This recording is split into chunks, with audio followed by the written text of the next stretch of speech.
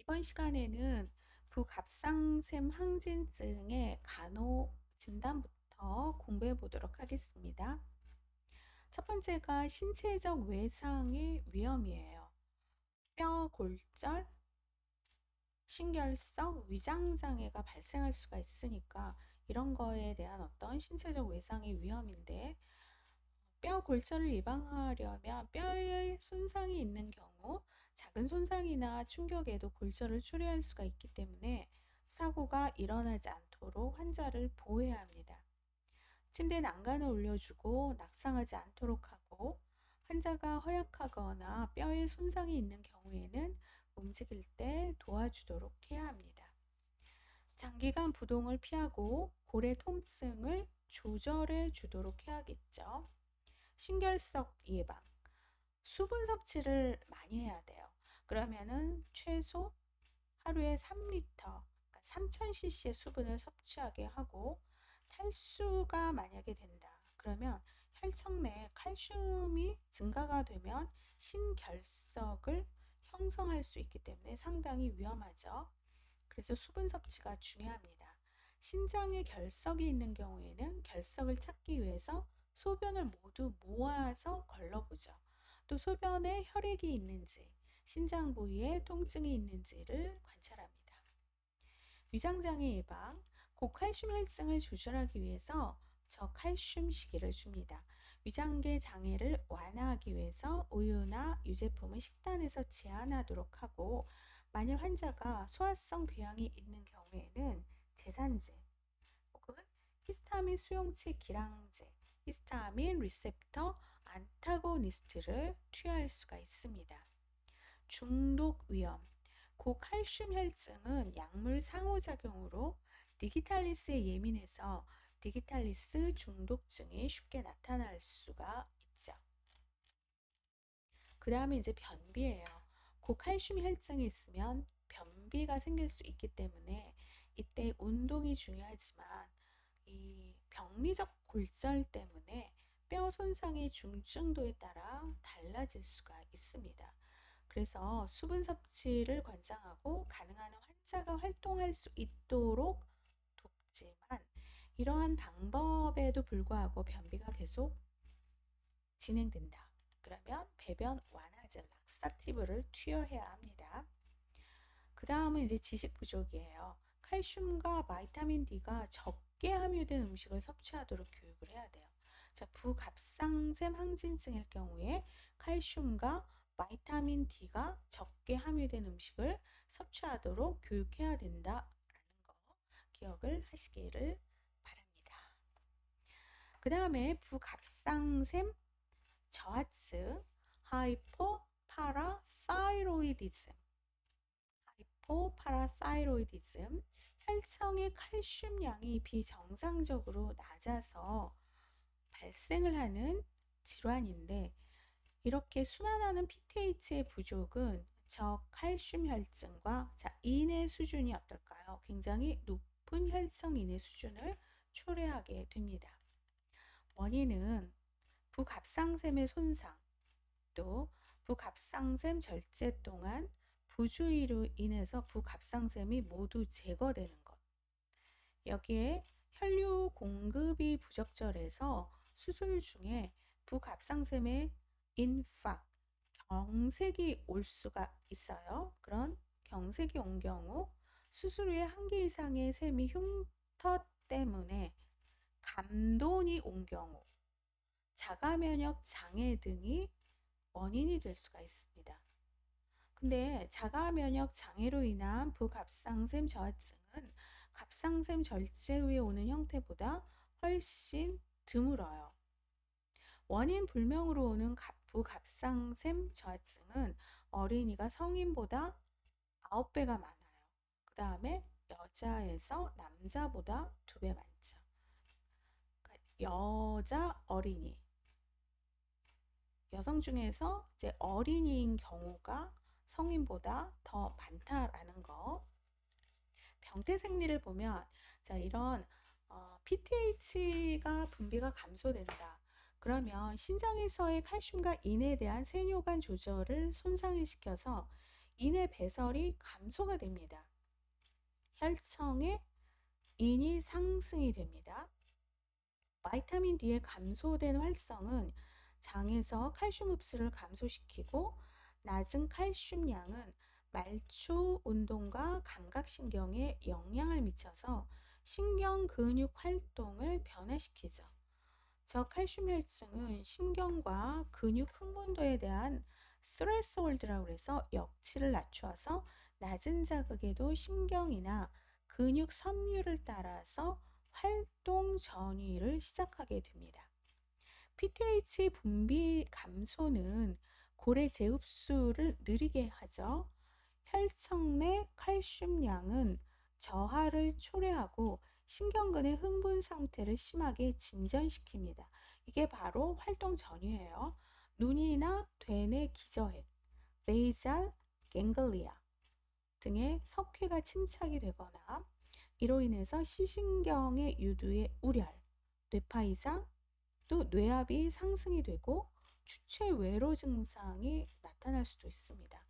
뇌에 칼슘화가 형성이 되면 이전의 정상 상태로 돌이키기는 어렵게 되죠. 쌓이는 심통을 보면 주로 혈청 내 칼슘량 저하와 관련이 되어서 이제 발생을 하겠죠. 그래서 급성 부갑상샘 저하증, 만성 부갑상샘 저하증 이렇게 나누어지는데 급성일 경우에는 갑상샘 수술 시 사고로 부갑상샘을 이제 제거할 경우 신경 근육의 흥분성을 상당히 증가시켜요. 그렇게 되면은 칼슘 경직이라고 해서 테타니가 초래되는 것이 특징입니다. 이 테타니의 증상, 통증을 동반한 근육 강직, 경련, 얼굴에 비뚤어짐, 손가락과 발가락의 욱신거림, 후두 칼슘 경직 부정맥, 그리고 크보스텍사인 포지티브, 크보스텍사인이 안면신경의 과흥분 상태로 얼굴의 한쪽을 가볍게 두드리면 얼굴 근육에 이제 경련이 나타나는 사인, 트로소사인은 팔을 혈압기 커프로 압박하였을 때 손과 손가락에 손발의 연축이라고 해서 스파즘이 나타나는 겁니다. 그래서 이 두 개의 신경계 증상 기억을 하세요. 경우에 따라서 후두 칼슘 경직은 호흡기 폐쇄를 가져오죠.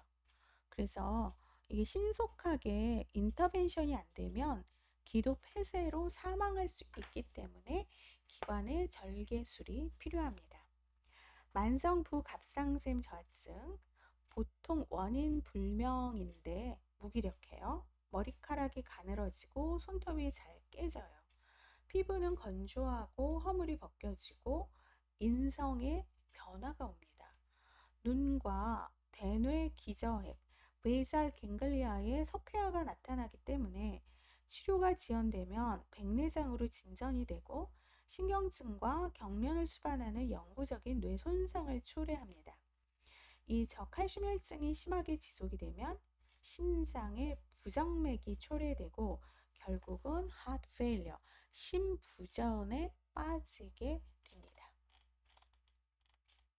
그래서 진단을 보면 부갑상샘 저하증은 신장 기능 부전, 흡수장애 혹은 영양학적 장애가 없는 상태에서 낮은 혈청 칼슘과 높은 인 수준에 근거해서 이제 진단을 하죠.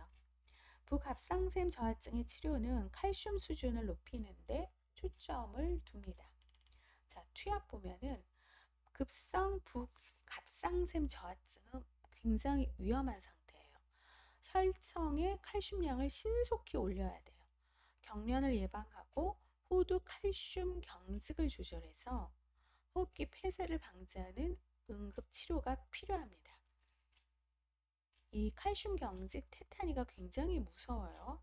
그러면 혈청 칼슘량을 빠르게 올리기 위해서 10% 글루콘산 칼슘, 칼슘 글루코네이트나 칼슘 락테이트, 칼슘 클로라이드를 투여를 해야 되는데 여기에서 칼슘 글루코네이트, 글루콘산 칼슘은 IV로 투여를 합니다.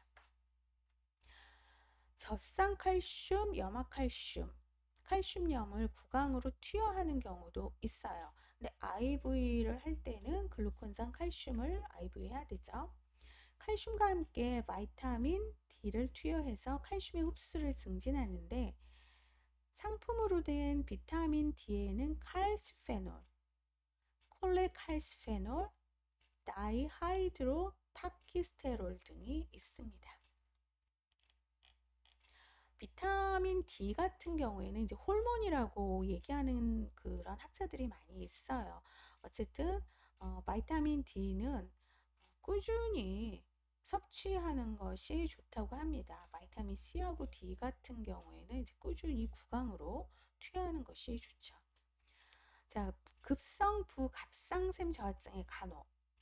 염화칼슘은 글루콘산 칼슘보다 칼슘을 더 많이 함유하고 있지만 왜 염화칼슘이 아닌 글루콘산 칼슘을 주냐면 정맥을 굉장히 많이 자극해서 혈관의 하드닝, 그러니까 혈관의 경화를 일으켜요. 딱딱하게 만들어요. 염화칼슘.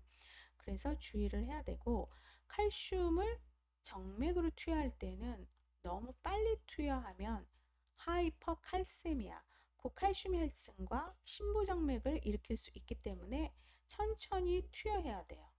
그렇기 때문에 거의 이제 믹스를 해서 투여를 하죠. 인퓨전 드랍으로. 그리고 EKG를 관찰을 해야 됩니다.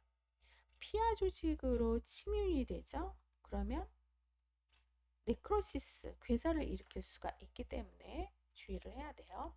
칼슘 경직 환자는 후두 칼슘 경직과 호흡기 폐쇄 가능성이 높기 때문에 급성 칼슘 경직 환자를 간호할 때는 항상 엔도트라키알 튜브, 기관 내관과 기관 절개 세트를 환자 가까이에 준비해 두어야 되고 칼슘 경직이 나타나면 침상 난간을 올리고 조용한 환경을 조성을 해야 됩니다.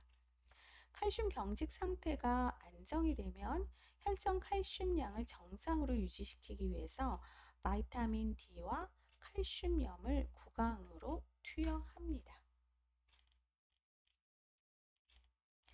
만성 부갑상샘 저하증은 칼슘은 많고 인이 적게 함유된 시기를 섭취하도록 해야 되는데 칼슘 함량이 높은 음식은 어패류, 해조류, 브로콜리, 시금치, 콩류예요. 근데 치즈와 우유 제품은 칼슘 많죠. 근데 인의 함량도 높기 때문에 섭취하지 않도록 해야 됩니다. 글루콘산 칼슘, 젖산칼슘, 염화칼슘의 칼슘염을 구강으로 투여하고 칼슘의 보충제는 정제나 이제 용액 상태가 있다라는 것. 바이타민 D 같은 경우에는 정제도 있고 지방성 액체 형태도 있어요. 신체에서 서서히 적응이 되기 때문에 증상이 완화되기까지는 이제 일주일 이상이 걸릴 것이라는 것을 환자에게 설명해 줘야겠죠. 적어도 한 매년 3회 병원을 방문을 한다고 하는데 3개월에 한 번이나 아니면 4개월에 한 번은 병원을 방문을 해서 혈청 내의 칼슘량을 체크하도록 교육해야 됩니다. 자, 이번 강의는 여기서 마치도록